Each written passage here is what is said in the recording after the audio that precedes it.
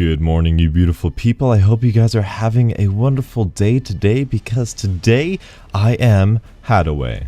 While this week you guys are going to get some more Call of Duty content and of course Minecraft as well, right now I want to ask you beautiful people, what is love?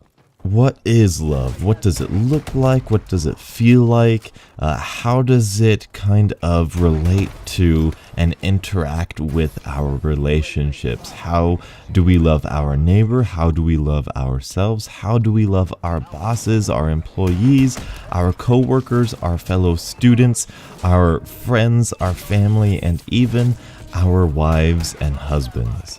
Now, I don't want the typical sort of we need love in order to procreate, because that is obviously not the only reason we love. And maybe a better question is not necessarily what is love or what does love look like. A better question should be, what should love look like? Personally, my answer to this is actually really complicated and convoluted, so I may be ranting on this video, but love to me is more than just a simple feeling. It's more than just feeling like you admire somebody or something. You know, I think we can all love a video game or a drink or food or something, but there's a different dynamic when it comes into a relationship. You don't share similar feelings for a person than you do an inanimate object. So there are obviously multiple levels and depths to love. And so in my eyes, there are multiple different types of love as well. Now, I think this is pretty familiar. There's like ancient like Hebrew or Greek or whatever ancient language used to kind of discern a couple different forms of love. There's like I forget exactly what it's called, but it's the unconditional love. It's the love for everybody. And then there's like conditional love that you have towards a mutual relationship. And then there's like physical love, or a deeper sort of romance, more of a husband and wife kind of deal right there. So in my eyes, that's a very simple, thought out way of going about it. I'm going to talk about two different types of love because I'm not like married or anything, so I can't really speak about that other one. But I'm going to talk about unconditional love and conditional love, because I think that throughout our day is what mostly affects our relationships. Starting out with that unconditional love, this one is kind of a weird one and it's a very difficult one, but I think it's a very, very important one to have. The unconditional love of just pretty much everybody. You know, we're all humans. We're all trying to make the best decisions we can. There's an interesting Vsauce about being awkward. I think it's what it's on. And he described that everybody has sort of this protagonist thing going on in their mind. I forget what exactly it's called, but we're all just trying to make the best decisions. We're all the hero of our own lives, and we're all trying to go towards a positive goal for our lives. There's nobody really out there who's truly like super evil and just wants to cause chaos and randomness. Obviously there's like outliers here and there with just crazy people and all that sort of stuff, but for the most part, the guy who cut you off in traffic isn't out to make your day bad. You know, he's not there just to make you upset. He doesn't take pleasure out of it. He's there because he wants to drive faster, you know, whatever the explanation may be. So that sort of unconditional love for everybody is probably the most difficult love to actually have, because having an unconditional love sort of turns into having a loving despite ... sort of love. And let's get on to that part. Before we get there, I want to talk about conditional love. Conditional love is pretty much the basic love that I think we all think about when we think about love, because this is pretty simple. When you think about all of the people that you care about, all of the people that you love, you probably have a reason for loving them. They did this for you, they do that for you, they're really nice to you, they're always helping you. Basically, they're always trying to be selfless, and that is why you love them. You don't really love anybody for thinking about themselves. You don't really love anybody for doing something for themselves. No, you love somebody because they do stuff for other people. And I want to make a whole video on that, but that will come in a different day.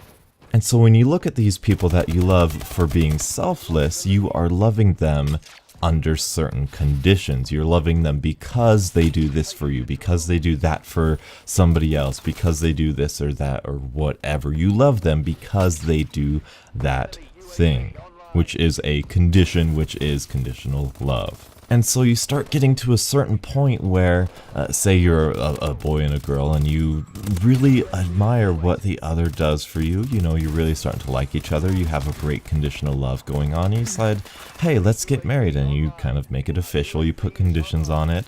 And in those conditions is something very interesting. Of course, we all know the wedding vows, the typical, and sickness and in health, for better or worse, all that sort of stuff. That is going back to what we said before about unconditional love. That is going back to loving unconditionally, and it turns into, as I said before, loving despite ... whatever that may be. And this is the most difficult part about love to me, because this is something that I'm personally struggling with right now, trying to love people despite the fact they just cut you off in traffic, despite the fact that they believe something different than you, despite the fact that they ridicule you, but despite the fact that they're so selfish and they take away from you and they're negative all the time and yada yada yada. Loving, and the really hard part comes with those very personal relationships, you know, loving your husband even if he did something truly terrible in your eyes, loving your wife even though she's sick and ugly and just doesn't feel attractive to you, loving them despite the fact that they're going through a rough patch, loving them despite all of their ugliness. That's where it's truly difficult. And that may sound really unfair. Why should you have to love somebody if they're going through these terrible things, or if they're doing these terrible things? That doesn't make sense, don't it? That's stupid. That's an abusive relationship, right? Well, sometimes, yes, that's kind of a different area altogether. That's a whole different can of worms, which is really difficult and terrible. But I'm talking about where you just don't feel attracted, you don't feel connected with that person anymore. For example, picture yourself at your absolute worst, the absolute worst thing that you've ever done. You're most ashamed of, your ugliest, I know, I don't know, it could even be something that really small, simple, you know, you wake up in the morning, your breath smells terrible, your hair is all done, all crooked, and you're stinky and you're ugly, and it's just, you're so incoherent, you can't make a YouTube video, and somebody comes around and they are able to love you despite the fact that you are so unattractive and stinky and make silly videos on YouTube. Being able to love you through that is unconditional. It doesn't matter what you do, you are still going to be loved. That is a great feeling, and that is what we need more of, in my opinion. I would like to speak in a vague personal sense, where I know a lot of people in my life have left a relationship because they were not able to unconditionally love, because they didn't feel fulfilled anymore. And obviously specifics of every relationship and marriage are different, and I can't speak to all of them. But being able to love somebody despite the fact that they are going through something is so powerful. And that's going to mean so much more to them if they ever decide to quit doing what they're doing, or if they decide to, wake up, take a shower, pretty themselves up. And that's going to be so monumental, and that's going to grow your love even more after the fact. And I think that's something we need a lot more of. And basically what I wanted to say was that love is not just a feeling. Love is not just something that you feel towards somebody or something. It is a choice, it is a decision, it is a commitment that you make in order, it's an action, it's not an adjective, it's a verb. And I think that's an interesting take. So I wanted to hear your guys' thoughts about that. I don't do this a lot, but I really hope you guys did enjoy, leave a like if you did, and until the next absolutely beautiful morning, I'll catch up with you guys later. And as always, have a great day.